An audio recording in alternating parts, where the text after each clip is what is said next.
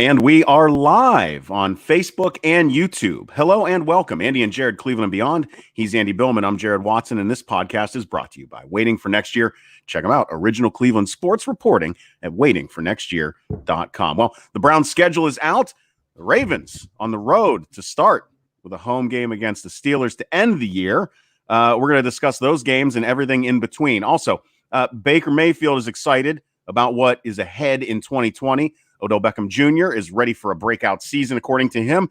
And Hollywood Higgins took a there's more details on that contract coming out on him taking a little bit less money to stay in Cleveland because he feels like it's been his best interest and to stay in Cleveland to succeed. The Cavs opened up on Friday, May 8th, and finally an NBA conference call led by Adam Silver gives a peek into what is ahead for the NBA. But first, according to our predictions, of course, it's your 16-0 2020 Cleveland Browns. Happy May, everybody. To some of us who live in the Northeast, it is a very, very warm 30 degrees with only a 25-mile-per-hour wind.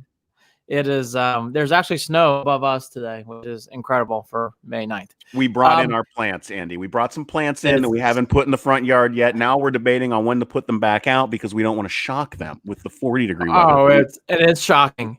It is shocking. As I'm going out after this to go into the shocking and get wind burn, which who would ever think that would be happening in May? Here's my key points about the schedule, and then we'll do the schedule game. I really do think that starting Baltimore, that is as hard as it gets for obvious reasons. You're playing the MVP. We, as in Browns fans, and the Browns won last year in Baltimore, so we should keep that in mind. But we all know that awful number, 119-1. It's a terrible number. It's an ugly number. And really the Browns, I think, need to, if they can, win that game. I think it's important. All that to be said, here are my three keys to the schedule. Then I'll let you do your thing, and then we'll do schedule game. Yep. One is, I think you need to beat the Bengals twice these first 7 games. If you beat the Bengals twice in the first 7 games, I think that really settles out your first half of the schedule. The bye's right in the middle. Beat the Bengals twice. Everything sets up from there. 2, win 5 to 6 home games. Just win 5 to 6 home games. You got to win 5 to 6. The Browns really lost their grip on home field last year. They got to win more. They got to do better than what they did last year at home. And then 3. If you do accomplish step 1, beating the Bengals twice, all you do is you split between Pitt and Baltimore. If you do that, you're 4-2 in the division. And honestly, I think if you do those things, Jared, everything plays out. I know everybody goes in these fancy equations and fancy scheduling and all that. The only thing to me that stuck out more this year, because the Bengals are front-loaded, you got to beat the Bengals twice. You have to take care of those games this year. Even though it's a Thursday game, even though it's a game right after the opener on the road, you have to win that game at home. And then you need to, a few weeks later, go to Cincinnati and win that game. That's step 1. I think after that, you can let the schedule settle out. Just win your home games, 4-2 in the division. And I think it's really keep it simple, stupid.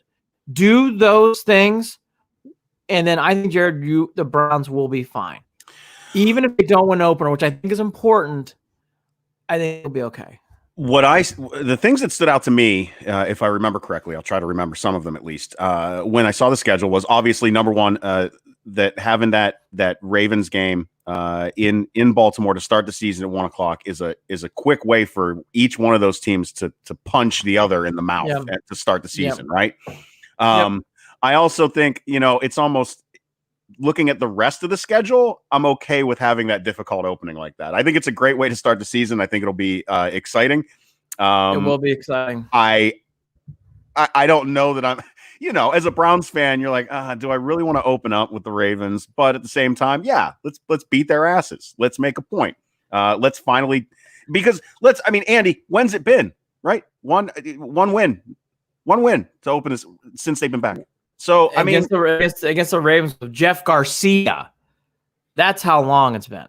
So Dilfer was it means a lot. Yeah, I think it was Garcia. I think it was. I think it was Garcia. Anyway, so you've got that to start the season, but then you're looking at the other thing that stood out is it was strange to me to have both Bengals games before the bye.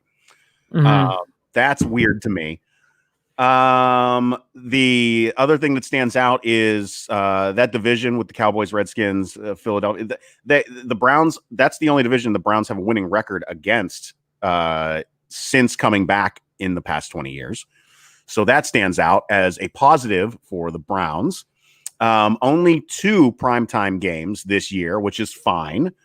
Ending the season with the Steelers obviously is a solid way to cap everything off. As a Buckeyes fan, it's almost like Ohio State team up north type of deal, at least for those of us who are in that world. Andy, that's not you, but plenty of Browns fans are also Buckeyes fans, so they feel me on that one. Now this is, I think the Raiders game is going to be a catchy one.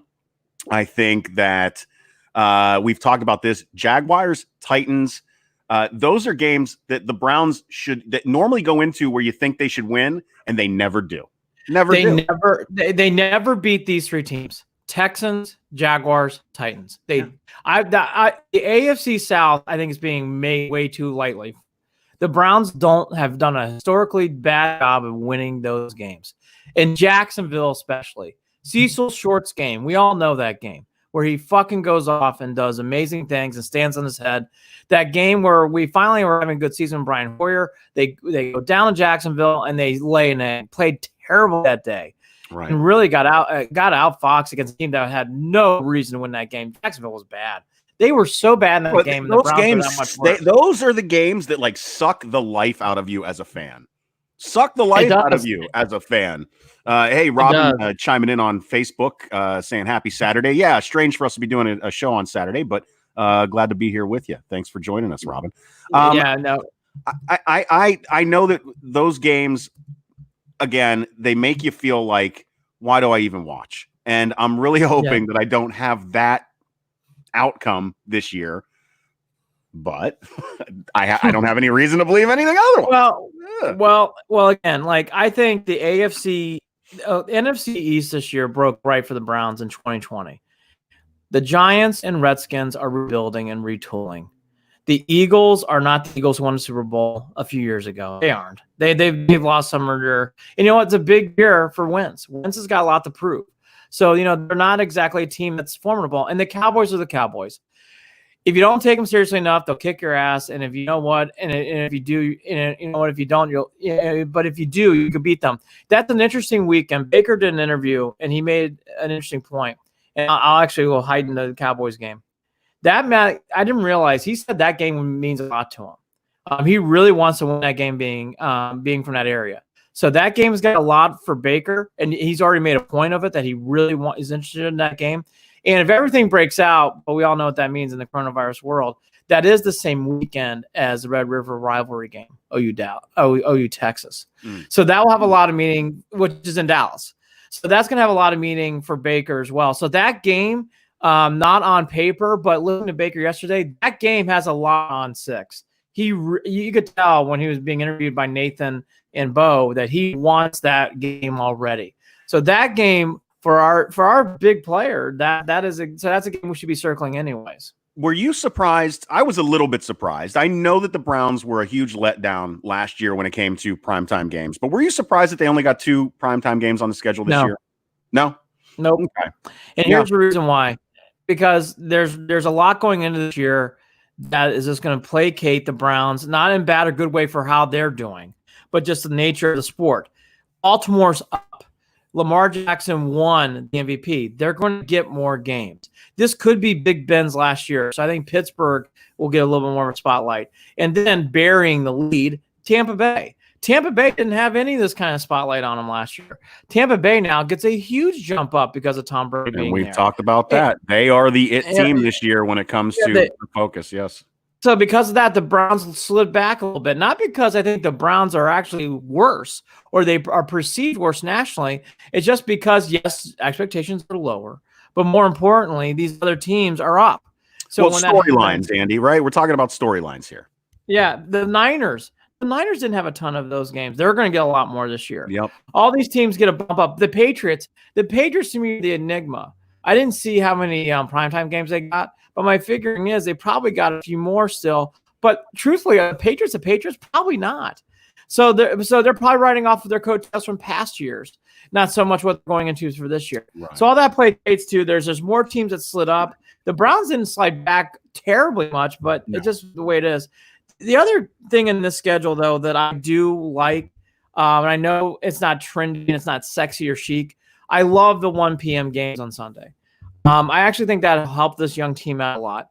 The more 1 o'clock games this team can get, the better. And there's a lot of them on the schedule right now. Yeah, now there's only 3 that aren't. It's that they've got that 4:25 start against the Colts. It's Indy.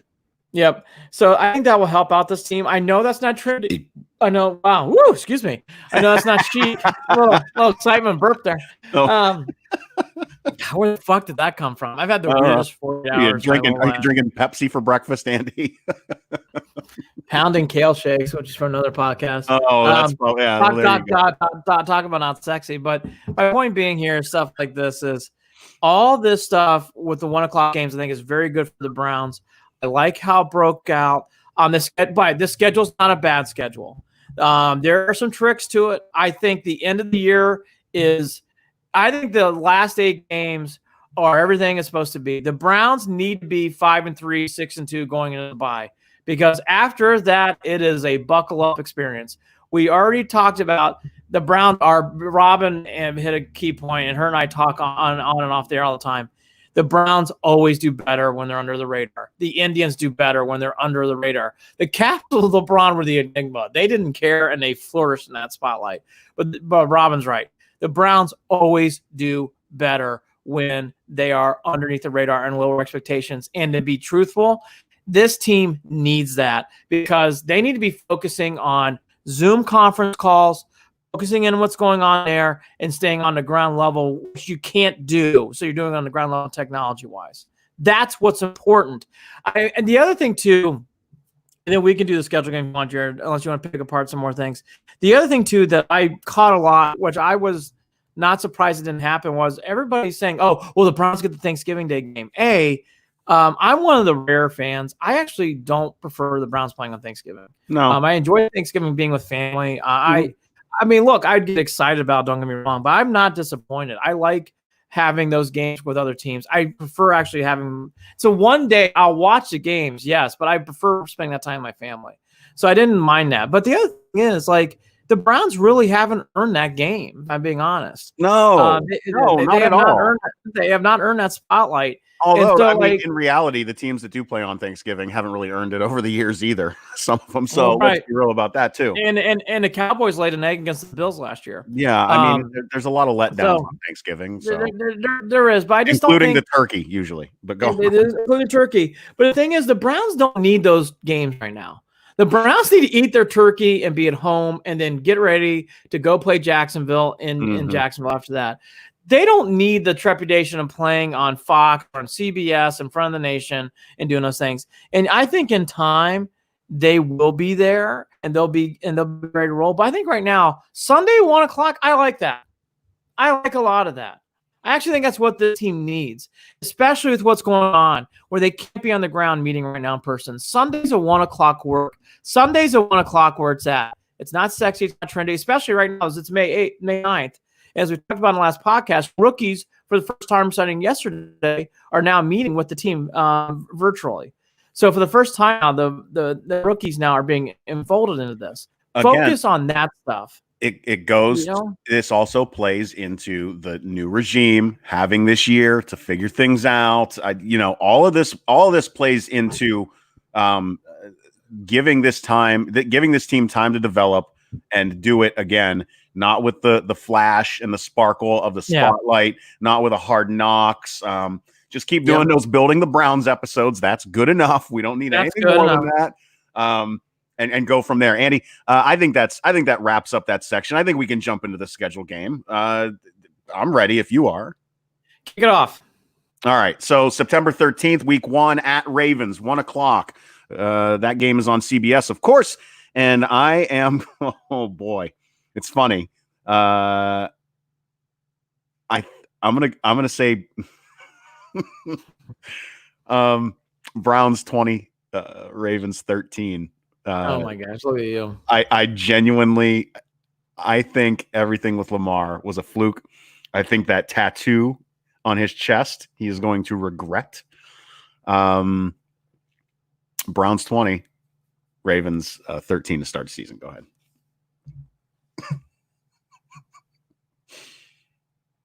Andy, did you freeze? Where did you go? Did my prediction just freeze Andy completely? He is gone. What in the world? What an awful time for that to happen. I'm going to give it a moment, and I'm going to see if he comes back to life here. Oh, I know. It is heartbreaking. Because it means, we got to start over the show and pick it up from where we left off. Thanks for commenting again on Facebook, Robin. Come on, Andy. Wow. So this is like a complete drop. He does not normally drop like that. I'm going to see if I can invite him back on. So let's just do that. I am going to send him an email as we sit here, and I'm going to continue to ramble so that I don't lose you if you are watching. And of course, if you listen to the podcast, all this is going to be cut out when I edit, so don't worry about that. And let's shoot Andy another invite and get him back on the screen if we can. And I will also message him and see if he can join. So let's pick up the phone. Andy says, just had a huge crash. Awesome. I re-invited you. Is your computer up and running yet? Let's see. If we can't get Andy back on, then I will restart this broadcast and we will go again in a moment. Because what timing to go into doing the schedule game and to have that happen? That's just, oh boy, this might be shaky. We will see. That's Andy's comment. Taking its time right now. All right. Well, you know what? Instead of trying to force this at the moment, what I'm going to do is I'm going to wrap this at the moment, and then we are going to give you an ETA if we can, or just jump back on live and roll with it. So we'll do that. Apologies. Listen, schedule game's important, folks, and we all, as Browns fans, know the importance of the schedule game.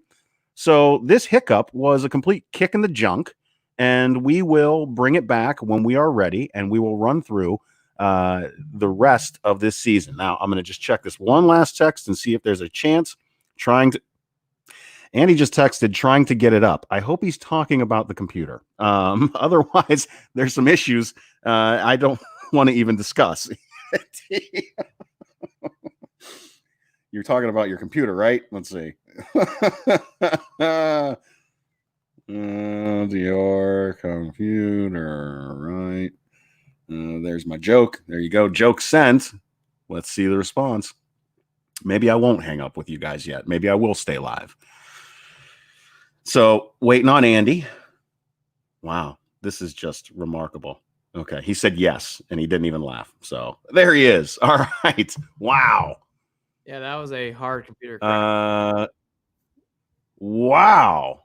That was wow. I haven't had one of those in a long time. Now, did that have to do with, and I know that I'm going to talk technical stuff on the air, real technical stuff. You're recording that audio file on QuickTime. Is your hard drive full? Could that have been a possibility? No. Okay. Nope. And it's not even. Yeah, that recording's gone. By the way, I did not get that back. Oh, well, that's phenomenal. The good news is we have this backup, so we're good. But right, if you start recording that, go ahead and start recording on your end if you could on the QuickTime, and I'll try to at least incorporate on the back half. It's gonna make me frustrated. Let's keep going with the show. Anyway. Yeah. Folks who are watching, I know. Sorry about telling you about how the sausage is made, but there you go. So let's go ahead and start back over here with the schedule game. And Andy, I said we're looking at a Browns win 20-13 for the opening game of the season in Baltimore. And then you locked up. You were gone at that moment. So my prediction, my prediction murdered your computer. Yes, it did. Now I can get it back up. I'm glad Jared Watson said that because I am going to be on the opposite. I don't think the Browns are going to win that game. I think they're going to lose. I think This game does, though, have the making of. That's why I like this game. I think openers are crazy. This is the 1 week. It's hard. I do like to gamble. I would never gamble big on week 1. I think it's impossible to decipher how these teams are going to come out, especially after a pandemic like this where the teams are away. So it is just impossible right now to really see and foresee these things. So yeah, I could change my opinion. But right now, I really do think Baltimore's going to win that game. I think they'll be motivated. I think they'll be ready to go. The Browns, usually in these kind of games where that is the motive of a team, they usually don't come out well. I think the Browns, it doesn't define their season, but I think they're going to lose this game to start off. All right. So then we're going to move on to September 17th versus the Bengals. Thursday night football, primetime, 8:20 p.m. Eastern Standard Time. That'll be, of course, on the NFL Network. Andy, I don't think there's a chance in hell the Bengals even get a sniff at this one. I think the Browns win big, win decent, 28-10 maybe. If you don't beat Joe Burrow in his second start in the NFL, we've got big problems. They're going to win big. I think this is I think blowout type win. The only thing about that game, and I'll hurt it again the second time, is Miss Mixon.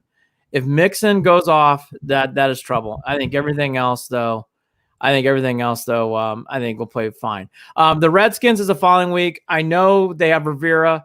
There's the whole Alex Smith question. Is he coming back? That's a big question in Washington for how they're going to play. Because if you have Alex Smith back and he's healthy, Washington's a very different team. They're average.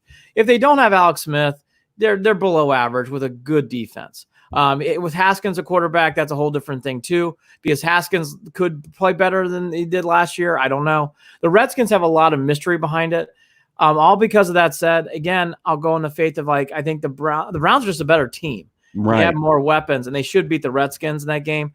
Again, though, the Redskins to me on paper don't look good, but I think there's more mystery to the Redskins because in an off season, if they do have Alex Smith or Haskins improves, I think the Redskins are an 8-9-7 team because their defense is pretty good. But all that to be said, really the Redskins are going to be probably more like 6-10 again, 5-11. So the Browns should win that game at home. Browns probably in a tight one. That's how I'm looking at this one. Browns tight one. 13-10, something like that. Yeah. I don't think it's going to be a super exciting game.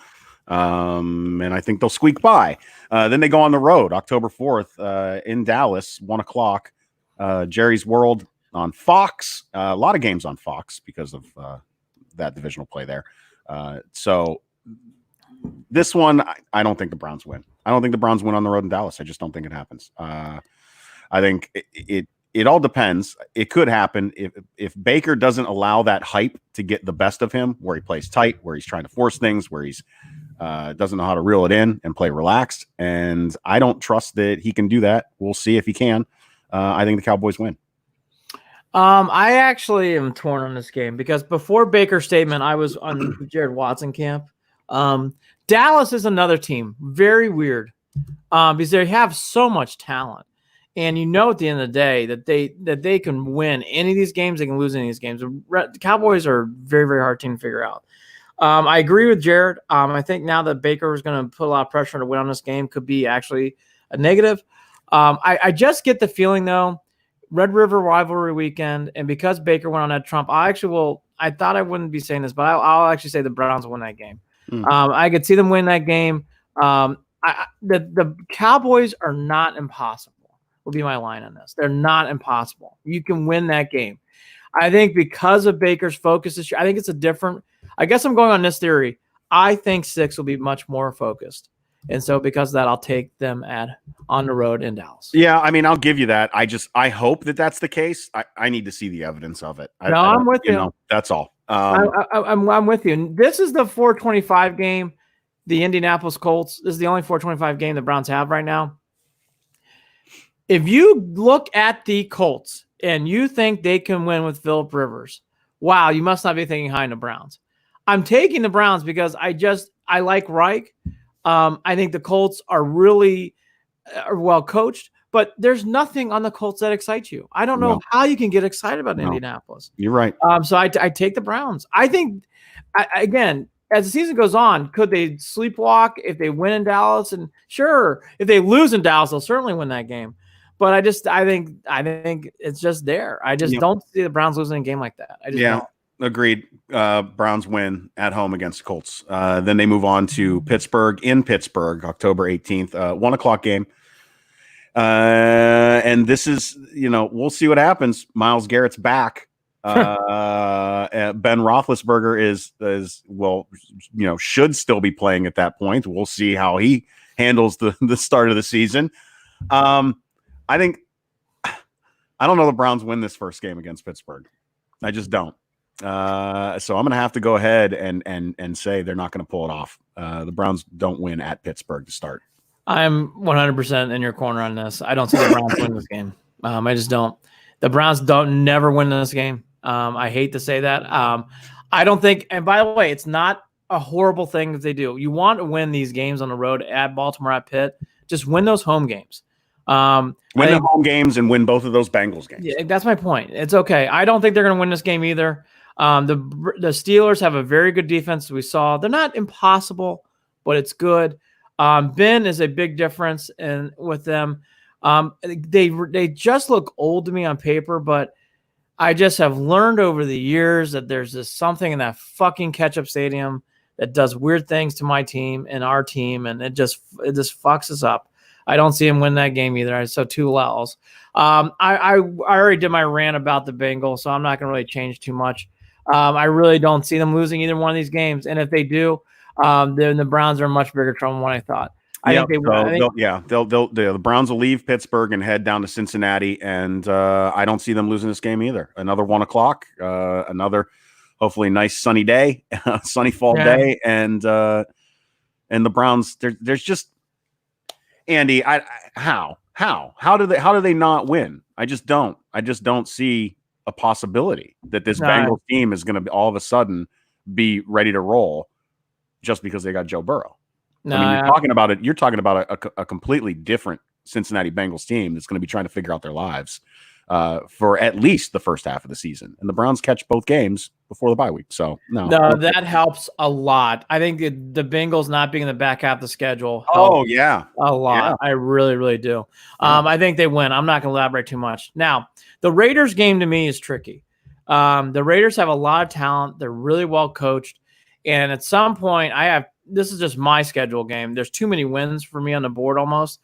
Is the Browns win this game on my schedule, they go into the bye 6-2. So that's a lot of wins going into the bye. Could the Browns really be 6-2 going to the bye against the Raiders at home? Tough to say, tricky. This game to me is, again, I don't know why. The Raiders are another team that have always been a little bit of a thorn.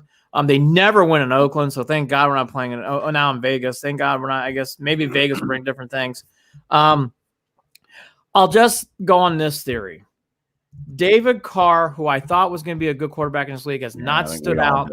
He just has not played up to his ability. The Raiders, even though they have speed, they're going back to their Al Davis days, speed and athletic ability. All that to be said, the Raiders really don't put a complete product on the field. No. The Raiders played above their head at times, and at times they played below. They're very Jekyll and Hyde. What a surprise about the Raiders. They can beat you one week and lose. They're like the Cowboys in that way. I'll say the Browns win, but this would not surprise me if this is a loss. I think this is one of those games where I think everybody will give the Browns a win. If we were talking on November 2nd, we were coming off a loss, it wouldn't surprise me, but I'll take the Browns and the win here. Browns win. And I think that I've got 2 losses. Do I have 2 losses in that first? Yes. I do. Yeah. So 6-2. They're a little bit different, but 6-2. No one's ever going to say different. If you have a bye on week 9, you've made out wonderfully. Because you got 8 games in, 8 games out. You cannot complain about a bye on week. No, I don't really have many complaints about this schedule at all. Like last year, no excuses. No excuse. No, there's none. None. And we can let's be real honest about this. The Browns could turn around. It could be 5-11. Sorry. I mean, you never know. Well, to your point, we're going to turn now until I think the first half of the schedule is a lot easier than the second half. I think the second half is a lot of landmines. Anyway, so let's start the landmine machine. They come off a bye to play the Texans. And this is where I'll say the tough march ahead. At least it's at home. At They, least it's at home. They never I know. beat the Texans. I don't know why. I can't explain it. I'm going on that theory here. I'm taking the Texans. They never beat the Texans. The two teams on paper are quite even. O'Brien is a very good technician coach. If you make the Texans squirm, O'Brien can really shit his pants in a big spot, and he's proven that. But he's very analytical driven, and he shows that with his decision making on the field, which can be a bad thing and a good thing. I think because of that, though, I just have learned over the years there's just some things you got to take. This is one of them. I'll go with the theory. I'll say the Browns lose. I hope I'm wrong, but I think the Browns lose this game. Same. Nothing else to say. They don't beat the Texans. They just don't beat the Texans. Until you show me otherwise. No, not going to happen. Moving on to the Eagles. Now, I feel this is this is a gimme win in my books too. I don't think the Browns have any issues with the Eagles coming to Cleveland. The Eagles Super Bowl days are done. Though that was a long time ago now. Carson Wentz, has got a lot to prove this year. There's a lot of pressure on him to win. I'm with Jared on this. I think this is a tight game down to the end, nail biter. But I think the Browns somehow find a way to win. I really do. So we'll both have them at 7-3 going into the last 6. Okay. I'm just going to lead off this. If they don't fucking beat Jacksonville this year, on a year that they're fucking giving up and not giving a shit about life, I am going to say, holy hell, there is a curse with the Jaguars over the Browns. They never beat Jacksonville. I'm sure they've beaten them once or twice. I don't remember those times. This is one of those games where, again, I think it's a given. I will finally say this fucking curse and hex is over. I think they blow them the fuck out. Yeah. And they beat the shit out. And by the way, I want to. If I sound angry, I am. I'm tired of losing to Jacksonville. It finally stops. They win big. Same. No argument. There's no way. There's no way. Because if there is a way and it happens, then I don't. If you again, it's so deflating to watch them lose games like that. If you lose on a year where Jacksonville is trying to lose games, don't fucking come back. Don't come back. Just stay in Jacksonville and take a road trip to Nashville. Which again, there's another one. So I think they beat the Jags. I think yes. I think they might lose to the Titans. I'm going to state this. If the Browns beat the Titans, buckle up. It's going to be great. Because this is their first big test. If you can beat the Titans on the road, wow, you're gone places. They showed you up last year. They went on a run last year through the playoffs. They went into Baltimore. They went into New England, and they won big games and big spots. The Browns aren't going to win this game. I hope I'm wrong, but I just don't think that they're up to the mustard.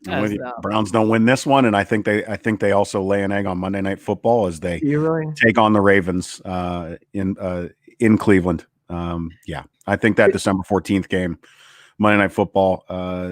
Nope, I think they lose. I think that's the one that I think they win the opener, and then I think they lose the second game. All right. Well, I got positive news. I think they're going to win this game. And I would not be surprised if this is the game that flips them into drive, because we just talked about how it was good for the Bengals, those games to be early. These next 2 games after the Baltimore game are so weird. They are so weird. So, but to stay on this game, I do actually think the Browns have, at this point in the season, should be turning on the gas and will win a good, hard-fought game. I think they will beat the Ravens and the Steelers at home. So I will even give that away now on January 3rd. So I think they win that game. Now, the next 2. Okay. These for me, look, I think the Browns win in New York and they beat the Giants, and I think they win in New York against the Giants and against the Jets. Okay. I think they win both games. So we're going to even out our schedules. I don't know which one they're going to lose one. I don't know which one. They're going to lose one of these games. I can't see it, Andy. I know what you're saying. I know what you're saying. I know what you're saying. I just have learned this. They're going to lose one of these games. No, they're winning them both. I hope you're right. You think Odell's going to not go off? on December 20th? I think he is. Okay, they'll lose to the Jets. So yeah, They're not going to lose to the Jets. I know they're going to lose one of these games. I just know. I just have learned this. My eyes will pop out of my head like Adam Gase if they lose to the Jets. It's not happening. It's not happening. I'll say they'll lose the Jets. I bet you they beat the Giants. The Giants are so bad. The Giants are so bad. For how much people don't like the Odell Beckham trade, the Giants have been that shittier without him. So just keep that in mind, okay? Here's the one. And Paul Flynn commenting on Facebook, Big Ben ready for a Grizzly comeback beard of the year. As birds fly out. As that beard. Man, I'm working on mine right now if it didn't grow in so damn patchy. I really do think this is the game where the Browns excel. I think they finally beat the Steelers in the year. We've lost so many. Let's not review all those losses where we lost not only quarterbacks at times, but coaches too. Obviously, it's always a coaching loss. Where not only they lose the game, but they get fired the next day, as predicted here 2 years ago by Hugh Jackson. But look, they're going to win this game. Get out of my fucking office, Andy. Here's the reason why. I think the Browns are going to go to the playoffs, and if they're going to go to the playoffs, they have to win this game. So they're going to win this game. Browns. It would be such a beautiful send off if this were the final game that that Ben played in Cleveland Browns Stadium, in First Energy Stadium, and I think the Browns win big. I think the Browns destroy Pittsburgh that last game of the year. It would not surprise me. They actually last year manhandled the Steelers, but they were so out of sync that the scoreboard didn't show that, and they allowed the Steelers to hang around in that game. Mm-hmm. But the Browns were clearly the better team, and when they played at First Energy, and honestly, they're the better team than Pittsburgh. The team was just going through the wickets of a bad season at that point. And they, T-shirt gate and Myles Garrett, it was all bad. All bad. So, yeah, I think 11-5. So we both have 11-5. 11-5. So here's what I will do for myself. Or 5-11. Or 5-11. So I'll take off my brown orange glasses. I'll adjust my schedule to 10-6. I don't know which one of those games will flip, but I think 10-6 feels right. My big statement again, I made this out. Don't get fooled by these AFC South teams. The Browns have not played well in that division. That has not been a cakewalk. I think way too many people make that way too easy. Right. I made my point about the trickiness in New York. I don't like that. I don't like those two games in New York. I really don't. Sandwich around the Steelers and the fucking Ravens. That is a tricky. I think it's strange, but I don't listen. I think that this is going to come down. Those are the types of games, and that's the type of road series that you're looking at coaching, right? Hey, discipline, coaching. I really think that what happens in those two games will tell you a lot about the discipline and coaching. You're right.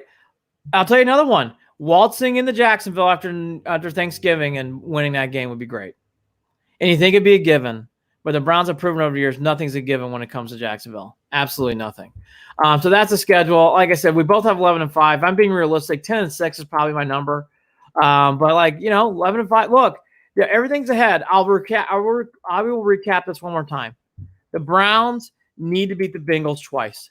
The first 8 games is much more digestible than the last 8. I think the last 8's got a lot of trickiness to it. Win 4-2 in the division, win your home games, everything will be fine. Those are the keys. I really do think those are the keys. And again, Jared hit on a good point. Coaching is going to come involved in any schedule. And obviously the Browns, like any other team, has got schedules where it's like, hey. I think that's where you get the flip, Andy, the 5-11 or the 11-5. Yeah. Well, again, are we going to see Baker Mayfield in 18? Are you going to rely on Nick Chubb to win you games late in the game instead of trying to force balls? And if certain plays don't work, are you going to keep trying to fucking force it all year? Are you going to stay focused? Are you going to stay hungry? Like, all those things come in play here. But, all that to be said, Jared said it, I said it, so I'll harp one more time. This is not an unfair schedule. This is not one of those schedules where you start to wince. It's very fair. I think there's some hurdles in here too. But, if the Browns play their cards right with all the weapons they have, I think you could go as high as 12-4. And I really don't see this team going lower than 8-8. Yeah, 8-8 would be a bad year. I joke around with 5-11, but I would see 8-8, and 8-8 wouldn't make me happy. I don't think 8-8 would make this coaching staff happy. I do think it would give them another year, or at least I think even 7-9 would. But I can see them. I can see a 9-7 and a playoff miss. I can see that, which would I got to be honest, that would drive me up a fucking wall. A 9-7 with a playoff miss would drive me up a fucking wall, because you would just look at the schedule and you would know that some of those losses were stupid and shouldn't have fucking happened. And that's where we're gonna get aggravated if they can't win these ones, either that they should, or that, need a late score or something to keep them in to get that win. They got to find ways to get the W on those certain games that look like they can go either way. That's where the discipline, the coaching, all that stuff is going to come into play. Playing through injuries, making key plays in big spots, also come and play here. The Browns have not been good since '99 about making key plays in big spots. We drop passes. We pre-snap penalties. We love a weird timeout in a bad spot. We've seen all this throughout the years, not just recently. Throughout the years, we've had bad moments. Plays behind the line of scrimmage. Again, big plays, big spots. My big saying, I think I'll maybe start harping, is keep it simple, stupid. Mm-hmm. The Browns have the talent. You got all these weapons. Keep it simple. I really think that will be the big thing. All right, to run through this rest, because I actually now have to run somewhere here shortly. Baker Mayfield, it's been been a crazy last 2 days. Well, we did plan on this being a short show, so other than the computer losing its mind, we're good. Well, exactly. Baker Mayfield is ready to roll. He did an interview with Nathan and Bo. Some of the quotes: "Quote: Every interaction I've had with Kevin's been great. He is who he is, and he's climbed the ladder quickly because he's well respected and is an extremely sharp guy. He knows what he's doing. He knows the exact approach he wants to attack with." And he said some other nice things. I think the big thing that he came off to is like, it's kind of driving me crazy. We're not able to get there and all be together, but it's for the better of everyone and their healthy and their safety. I'm really excited, end quote from Mr. Six. The big thing I took out of Baker Mayfield when I was more of his visual cues. He seems very relaxed. Yeah. He seems like he's a guy who's really, really trying to focus on what's ahead. Hanging out on the lake with his wife. To be fair, and we haven't really talked about this, the big thing I've seen from Baker Mayfield, which I think is a great sign, he could have easily jumped on the grocery train here when that whole thing went down back around February and really gone off and done some things. And he hasn't done that, and he hasn't even gone around those circles. I think Mayfield and some other examples too shows to be already a different guy. We all know that doesn't mean a damn thing until September. But when you're in Baltimore, but I will say from the outside, I really like his visual cues. I like how he looks composed and relaxed. He is confident still, but not over the top cocky. And there's a big difference. And we saw, and you like cocky. It's the tone that you're already seeing being set by Coach Stefanski, and the difference between the tone that he's setting and the tone that Freddie let him go, let him do whatever he wanted. Let Baker be Baker. Stefanski probably is. I don't know that he even has to do it with his words, but he's probably doing it with his persona and the way of acting. I'm sure that there have been conversations that we aren't privy to, but at the same time, you can already tell that it's having an influence on the way that Baker is approaching everything. It seems like a different guy. OBJ did a big YouTube channel reveal where he did his own little music video with music to it. You see him working out. You see him in the fountains, and all that kind of stuff. It's a very modern video for a millennial guy, so it all makes sense. Right now, what I'm trying to do is hit the reset button, end quote, Beckham says. Another quote from him. Being able just to get everything fixed, shoulder, arms, back, everything aligned, functional, moving properly, so I can begin training to be ready for the season. He is thinking big things, and he has already been saying to people, I honestly think this is going to be one of my best seasons. Bigger, stronger, faster. This is my time. Well, Odell was talking about the compensation injuries that came from after, his ankle injury and the compensating, that comes from that. And when he's talking about getting realigned, I really do believe that all of that comes into play with how he will look this coming season. Yeah. He has had time to focus on these things, to work on these issues, to realign himself, as he is saying. And I think that makes all the difference in the world. Because when you're not compensating for that stuff, you can focus strictly on football, on making the plays, on making the catches. You're not worried about making a cut and hurting yourself. You're not doing things differently than you would be if you had the injury. So I can buy into this stuff. If you didn't watch the video and you just read the quotes, you can see that take this as him being cocky. I'm telling you, when you watch it, he's just working out and he's just believing in himself at this point. And it's nothing crazy, flashy, over the top. It just is what it is, and it shows you that he's getting ready and he's getting prepared for the season. Period. A lot of athletes are doing what he's doing. It's not anything different or everything else. Nope. I just thought it was nice from Odell as he took us behind the curtain for a little bit. You can tell he's feeling good. The other big thing that I took out of it was actually what happened with his injury. Quote back my last quote here, but quote. So last year I was in training in June and July, and I was kind of feeling stuff around the growing area, abs and stuff like that. By third week in training camp, I tear a little piece of my ab. So therefore I had a hernia thing going on. Sports hernia is what they call it. It ended up at the end of the season, torn abductor, torn. I can't pronounce that, but anyways, on the right. Look, here's the big thing about Beckham that I think we got to learn. He played injured last year, and I don't think that's being talked about enough. He played injured last year and had a hell of a year for a guy who sounds like he was really injured. Let's keep that in mind this year. So I just think that time gets brushed way too lightly, and it's not fair to him. And he was injured and hurt last year, and he showed a lot of guts out there. So I think that should always be kept in mind about Odell. Yep. But people like to pound on him. And that's all I'm going to say. I mean, I really do think that gets pushed away way, way too often. Higgins, he was on 92.3 with Bull and Fox, and he said, we needed a great leader, a great coach, somebody that's going to push us, and here we are. We've got a new group, brought a staff to help us win games. I just feel like moving forward, that's what we needed. We needed a great leader, a great coach, somebody that's going to push us to win, and here we are. I repeated some of that. Here's my big thing to what Jared said.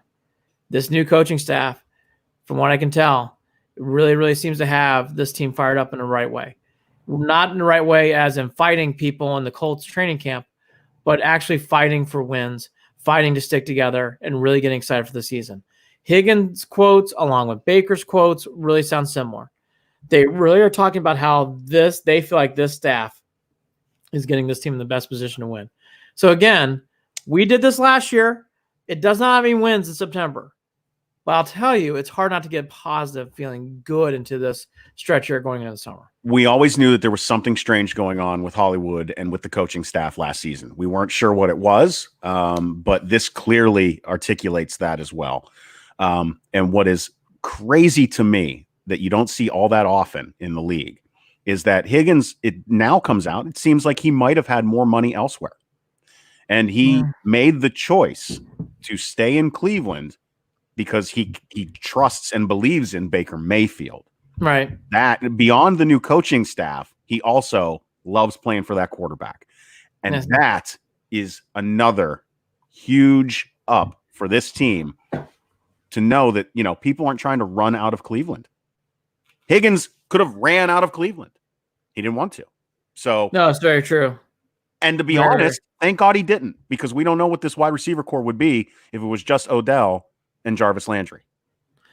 Yeah, and again, I just think Damian Ratley. All right, so I love you, Damian. Yeah, we will be doing the season's review 2 and 3 later in the month, and I'm going to be talking about some of my nice guys, I'm sure, but I'm so looking forward not hearing. Here's Hilliard out for a short screen. Hilliard for a, Harris going across the middle for a big third down catch. These are players who are no longer going to be in these spotlights. I think it'll go a long way. The thing that was so fucking odd that they did that we did not point out well, which I'm pointing out now, the Browns tried to get too damn cute. And it really started, and I should have known, last year when Dorsey traded away Duke Johnson for what he got for another fucking draft pick. And I went off about it, but I didn't go off about it hard enough. Here we go again. You're taking away your good players, and you're not supplementing them back in. You're trading them for draft picks. I'm glad. I'm proud. Odell Beckham's still on the team. Olivier Vernon's still on the team, which I didn't know if I was going to do. But I'm glad to see that because watching last year, Emmanuel Ogbah, Cam Irving, Mitchell Schwartz win a Super Bowl for the Chiefs, it made me sit, and Mitchell Schwartz we all knew, but Ogbah and Irving, it really started making me realize, we are not doing a good job of taking players in and growing them in the system. No. And SI just did an article on Deshaun Kaiser and him getting cut again, and they started that article with the fact that he was never developed by the Browns, and it, all roads lead back to Cleveland and not being able to. And by the way, that's a fair comment. You can go into that because that was a terrible team. But my point being is, I just think at times, even again, Dorsey we trust. Dorsey trading away Duke Johnson kind of set off the year we were looking ahead, where they're still making the same stupid errors and the same stupid mistakes. Put in regime here where it's like, Duke Johnson, we don't need him. Do you not really need Duke Johnson? You did in that Seahawks game. You did in some other examples. Egos and personalities getting in the way. And we talked about this. This coaching staff does not operate with egos and personalities. They operate with real intellect and emotional intelligence and emotional maturity. Period. Yes. Again, harboring talent, something I want to talk about more and more. The Browns have to start doing that. They just have to. And if they don't, it's just not going to work. It doesn't matter.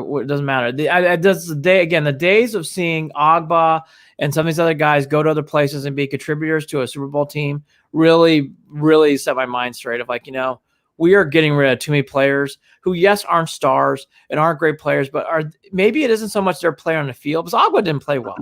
Maybe it is because of other things that are going around. And I'm going to start doing more of a role of like, we need to stop getting rid of players and keeping players in and developing them. That is one of the bigger things that doesn't get talked about enough. And the Browns have not done that, period. And we won't go into that today. But anyways, so there's your Cleveland Browns. Quickly on the Cavs NBA. Yeah. The Cleveland Clinic's court opened up on Friday, May 8th. Kevin Love was excited. Quote, "It was the longest I've ever gone without shooting a basketball, so I didn't care. I just wanted to get some shots up," end quote. There are 4 players here coming in at a time. I think it's cool to hear Kevin Love talk about this. Does he not have a basketball hoop at his house? Well, is he only hanging out with his Vishla? Well, by the way, maybe he's in a portion of his world where he's living in an apartment or in a condo. Yeah, I guess. I don't know. Yeah, so it's one of the situations where you can tell, like, he was going stir crazy. But Kevin Love was excited. If you don't know, the coaches are wearing latex gloves. This is a text message that was given to ESPN from a Cavs coach. Quote, "Latex gloves make your hands sweat more than I ever knew. Definitely took a little getting used to with the gloves, but definitely the safest technique right now," end quote. If you know how to put them on and remove them, yeah, I guess. I haven't looked enough into the latex glove keeping you safe stuff yet. Yep. Wash your hands. Well, there's no showering allowed to be on. They're either allowed to be in the training room, weight room, or in the gym. That's it. There's no other else. There's no hydro chambers. There's no, whirlpools. There's no showers. You're getting and coming out. Larry Nance was also practicing with Love. It was Love, Osman, Zizic, and Nance start off. And quote from Lance, this is from Cleveland.com. They were all pretty excited about it. One of the sources said, "Felt great, Larry Nance. It was a bit weird, but they could make me shoot with one eye closed on one leg at 4 a.m. I'd still be here." So basically, the players were itching to come back. For people who don't know, I know Andre Drummond, Tristan Thompson, and Sexton, they are not in the city. They are not in the state of Ohio. So if you're looking for those kind of names, you're not going to see them right away as they are in different places. So you're not going to see those guys so much initially because even when they come back, they're going to have to be quarantined. So I think to the bigger question, it is great to hear these stories. It's good to see that stuff. And it's also nice to see the Cavs are taking every precaution, which I knew they would, going into something like this. The Cavs have been really up in front with paying people, safety. Not surprising here, they're having a good opening. The bigger story that came out last night, though, was the NBA is preparing players for the challenges ahead.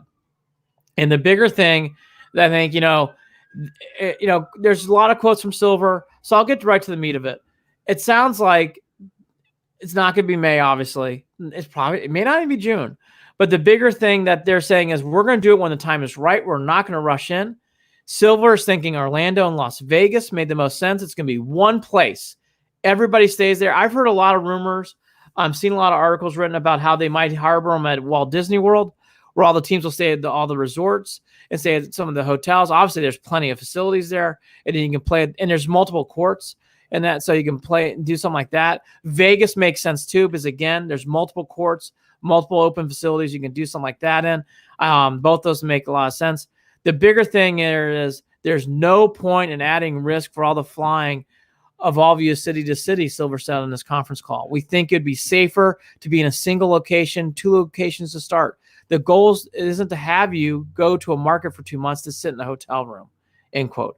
There's going to be a lot of restrictions. You can tell the bigger thing here from Silver is in one of the last quotes in the article, quote, until there's a vaccine or some cocktail preventing people from dying from the virus, we are going to be dealing with this collaboratively and collectively. The ultimate issue is how much risk we're all comfortable taking, end quote. I think that was a smart statement by him. Smart statement. Not forcing anything. He doesn't sound like these airline CEOs that make me want to fucking throw things at my TV. Very, very measured in that statement. Very realistic. I think that anytime you gather a bunch of people in any area, even if it's just for a short while, you have to be careful, because as you see, it's that when you're in groups, it spreads. Once it gets in, it spreads like wildfire, right? Yes. That's really why we see these meat packing companies that are getting shut down, where you're getting 600 people that test positive because they're all in the same area. They're all in the same place. Sports is no different. And we're talking about the players, not even the fans. We're not even at the point where we could even think of fans being in a collective place and watching. But even these players stepping onto the basketball court, 5, 6, 7, 8, 9, 10, 20 folks all in one area, that starts to get dangerous if it gets in with one of them. So the living conditions, if they are to play out the season, keeping everyone in one place isn't always necessarily the safest thing, depending on whether someone has it, right? Well, that's why the last sentence is a smart statement. The ultimate issue is how much risk we are all comfortable taking. Yeah. Because it's a risk. Until there's a vaccine, I mean, he's right. I think that's a really smart statement by him. Yeah. Look, you see the headlines now. It's going through the White House. There's a lot of different people who are getting it. You can make many different examples. It can be anywhere from meat packing to the White House. I mean, it doesn't matter. White collar, blue collar. You're going to get this. Yeah, we say it all the time. The virus doesn't give a shit. Yeah. It doesn't give a shit about your politics, about any of it. The virus doesn't fucking care. The one thing, though, that I wanted to hit on this, and you can read the article. It's on ESPN.com. The one thing that I took out of this, though, from the NBA perspective, I thought that was a very realistic call about what's really going on. And you could tell from the conversations, there were some real questions. There was a real back and forth between players and owners. And in this case, players and owners being represented by Silver. And I thought that was very smart. That was probably not an easy call, but it was the right call. And it's a good thing. Everything's not rainbows and unicorns and farting glitter. It's really about like, hey, here's what's really going on. Let's really take a look at this. Here's what's ahead. I really applaud Silver. The NBA, as I mentioned in this podcast, is in the hardest spot compared to any of these sports because it's indoor. Yeah. So for him to get ahead of this with a call like that, he is on the right path, even if this takes the longest. Silver is on the right path, and I thought that was a good sign for an NBA where I thought they needed some positive news. I thought that was a very good sign from Adam Silver on that phone call. Follow us on Facebook, facebook.com/Cleveland and Beyond, on Twitter @CLE and Beyond, and shoot us an email, andyandjared@gmail.com. That's JARID, Andy and Jared @gmail.com. We're brought to you by Waiting for Next Year. Check them out. Original Cleveland sports reporting at waitingfornextyear.com. Andy, final thoughts? I have to rush out, so I don't have any final thoughts. No shit. My computer crashed. My big thing is, look, okay, now that I've vented on myself, the schedule is very doable. The first 8 is a lot easier than the second 8. I think the second 8's where we're going to really see the meat on this team. I'm excited about the Cavs starting up and practicing. I thought Baker Mayfield said a lot. And again, I just think the schedule game, all the stuff said, these things kind of help in these times. But I think the overall message here is, you know what? Even with those tricks, even if there's things in there that look, every team's got that. And let's be honest, this is a winnable year. And it maybe, and I think the nice thing is the Sunday at 1 o'clock. Well, I'll take that note. The Sunday at 1 o'clock should not be looked as a negative. That's a positive. Andy with his no final thoughts. 11-5, baby. It's happening. Playoffs. It's happening. Bet your cashier's checks in Vegas now. He's I'm Andy sure they'll Billman. take your money. He's Andy Billman. I'm Jared Watson. Andy and Jared, Cleveland and beyond. Take care. Have a safe weekend. And love you all. Thanks for tuning in. Take care. Bye.